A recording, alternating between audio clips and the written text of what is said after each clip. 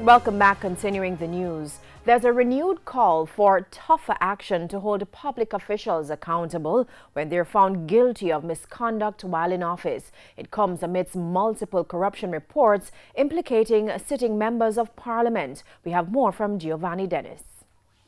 Public disapproval is mounting as reports of dishonesty, cronyism, nepotism and corruption continue to plague both major political parties.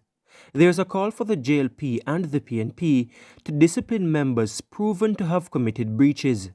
Civil society advocate Carol Narcisse argues that even if the misconduct does not amount to a criminal offence, officials can and should be held to account. The Prime Minister, in the wake of the Integrity Commission's report on Petrojam, is saying there is not much that can be done without reports being completed. That's just not true.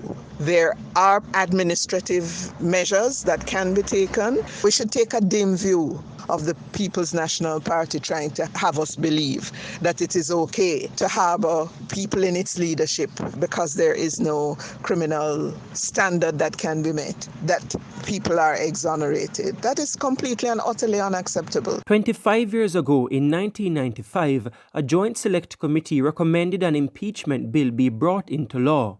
That bill is gathering dust in Gordon House.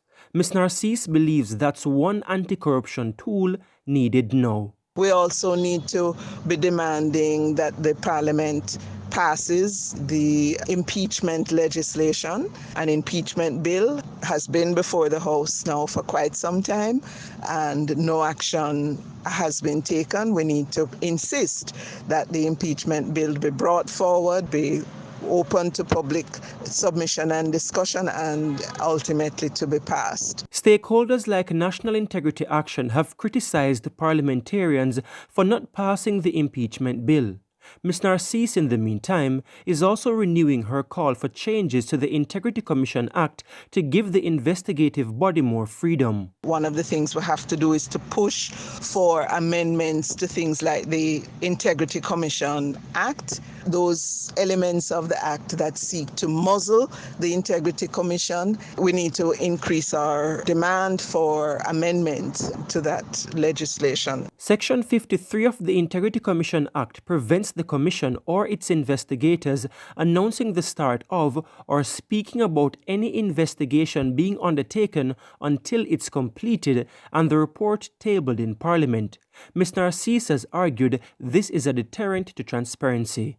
Giovanni Dennis, TVJ News.